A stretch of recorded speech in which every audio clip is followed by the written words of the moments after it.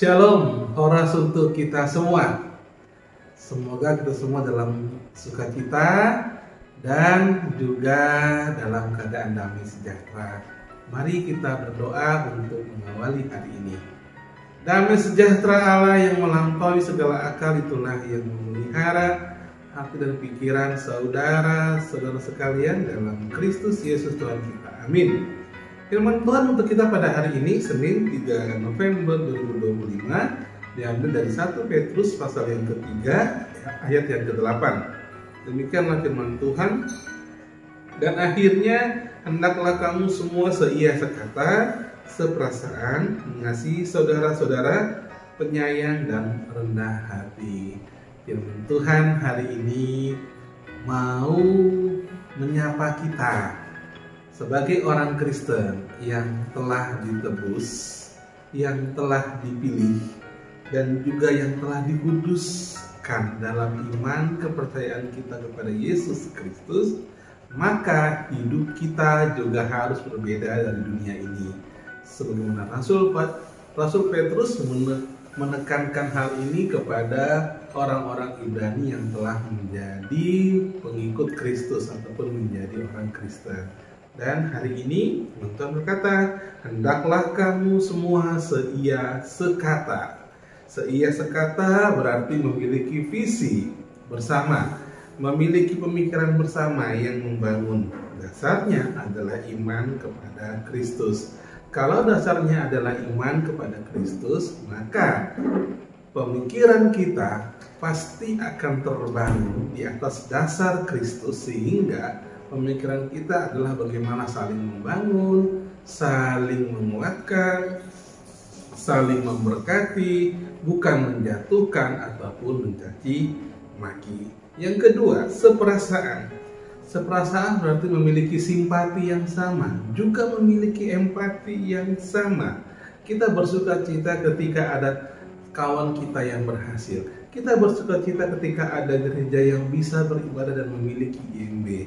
Tapi juga kita memiliki keadaan yang sama, kesedihan yang sama jika ada saudara-saudara kita yang tidak boleh beribadah, yang kemudian dilanggar ketika mereka sedang beribadah, kita juga ikut bersedih. Jadi ketika ada satu orang yang bersedih, semua bersedih. Ketika ada yang bersuka cita, kita semua bersuka cita. Yang ketiga, mengasihi saudara-saudara. Ini berarti bukan hanya sesama Kristen, tetapi juga yang bukan Kristen. Saya teringat ketika dulu HKBP Natal, sekarang Natal, membantu korban banjir yang ada di Simpang Bambu. Seorang kepala desa di sana mengatakan, "Bapak, saya terharu dengan bantuan dari gereja untuk kami yang ada di sini. Walaupun Bapak bukan satu iman dengan kami, tapi Bapak mau, jemaat Bapak mau membantu kami. Saya sangat berterima kasih." Artinya apa? Mari menjadi mengasihi saudara-saudara sebagaimana Kristus mengasihi kita. Lalu yang keempat adalah penyayang. Penyayang ini adalah salah satu karakter yang penuh dengan cinta kasih sebagaimana Kristus menyayangi setiap orang. Ayat 9 dikatakan lebih lanjut, dan janganlah membalas kejahatan dengan kejahatan atau caci maki dengan caci maki. Sebaliknya hendaklah kamu memberkati. Artinya seringkali di medsos ada serangan kepada kita. Di medsos, di Facebook, di Instagram, bahkan di WA dan lain sebagainya. Terkadang kita disudutkan, dicaci maki. Tapi sebagai orang Kristen, mari kita belajar untuk mengampuni. Mari kita belajar untuk mengasihi mereka. Balaslah dengan kata-kata yang lembut, bukan dengan kata-kata yang kasar. Dan yang terakhir adalah rendah hati. Orang yang rendah hati adalah orang yang menyadari bahwa dia masih punya keterbatasan hidup yang dimiliki. Artinya bahwa kita bukan Superman, kita bukan orang superpower, kita punya banyak kelemahan. Oleh karena kita punya kelemahan, mereka juga punya kelemahan, maka itulah yang saling melengkapi. Itulah orang yang rendah hati, yang mau mengakui kehebatan orang lain, yang mau mengakui kepintaran orang lain, dan juga kita mau banyak belajar dalam hidup. Ini orang yang rendah hati.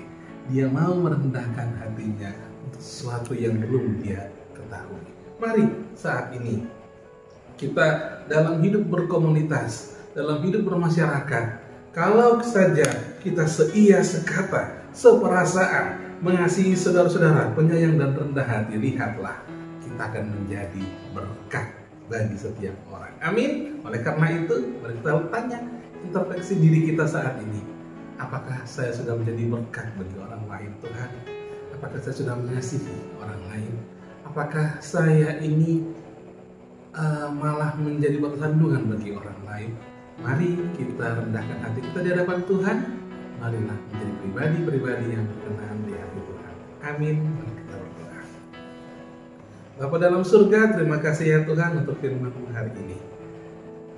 Terima kasih Bapa, Engkau telah menebus kami, Engkau telah memilih kami, dan Engkau telah menguduskan kami.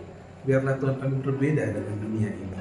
Ajarlah kami Tuhan untuk mau seia sekata, untuk bisa seperasaan, untuk bisa mengasihi saudara-saudara kami, dan juga penyayang, bahkan rendah hati. Karena itulah yang Engkau mau dalam hidup kami ini, pribadi lepas pribadi.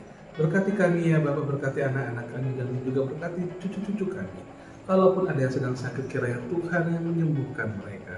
Terima kasih Bapak, kami berserah hanya ke dalam tangan-Mu. Dalam nama Tuhan Yesus kami berdoa mengucap syukur di pagi hari ini. Terima kasih Tuhan. Amin. Kasih karunia dari Allah Bapa dan anugerah dari Tuhan kita Yesus Kristus dan setelah Roh Kudus itulah yang memberkati saudara-saudara sekalian. Amin. Shalom, Tuhan Yesus memberkati.